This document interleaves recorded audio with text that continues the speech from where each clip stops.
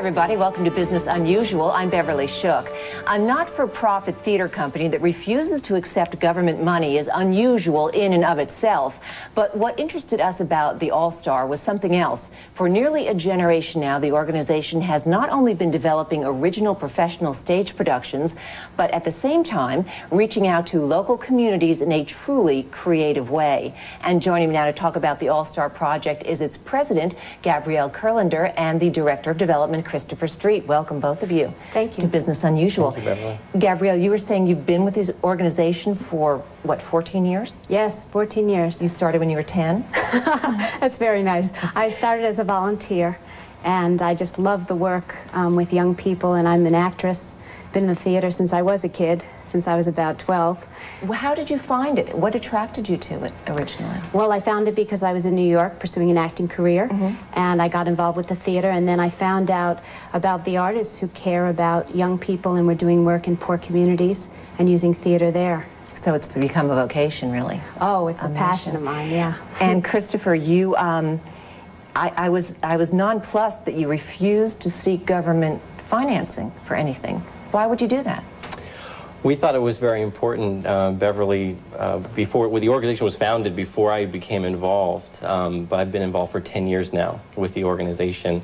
We wanted to break some new ground in the world of philanthropy, be able to create programs that were innovative, and so we reached out to tens of thousands of business people, housewives, artists, people who cared about young people in our inner cities and asked them to fund innovative programs.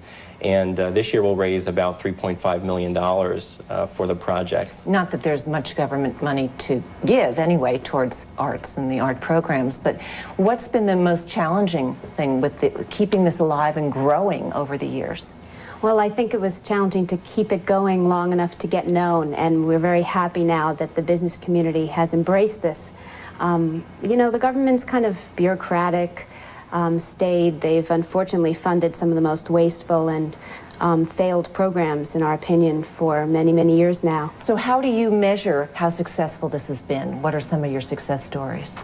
Well, it's really, I think, thousands and thousands of young people and their families in neighborhoods throughout the city and around the country who are telling us that it's working, that by being involved in the All-Stars, by performing and producing in local shows in their neighborhoods, that they're doing better in school, that they're putting it on their resume and, you know, getting better jobs, that their family life is better, that they're happier and more fulfilled people. How can you become an All-Star player?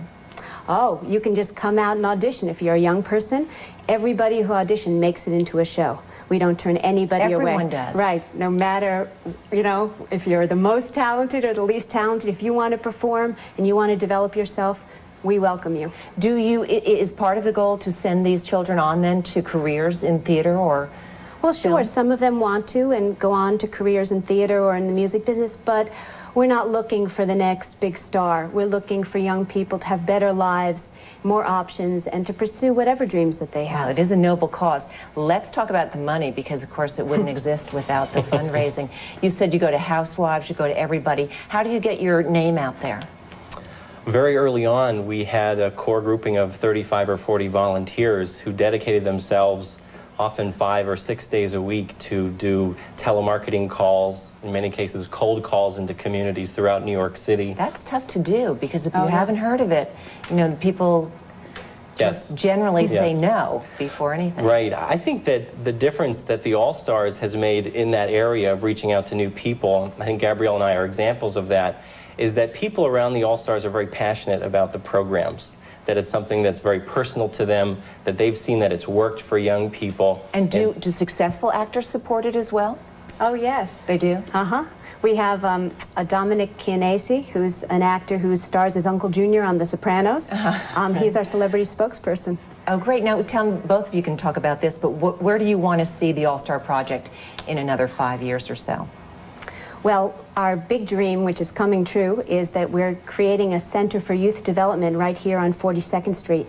And we're going to be getting a new theater complex on 42nd Street in New York, and opening a center for the performing arts to support young people in their neighborhoods. It's a coming together, really, Beverly, of the business community, of artists and of young people who are doing wonderful things in their neighborhoods. And Christopher, you want to add to that? Well, I think one thing that's interesting about the All-Stars project is we have supporters around the country who've invested very significantly in this approach. And just a few people who've made important partnerships with the All-Stars include Hunter Hunt, a philanthropist and businessman from Texas, James and Jean Manning of the Hunt family, James and Jean Manning of Georgia, Dr. Saren Munchow from Los Angeles.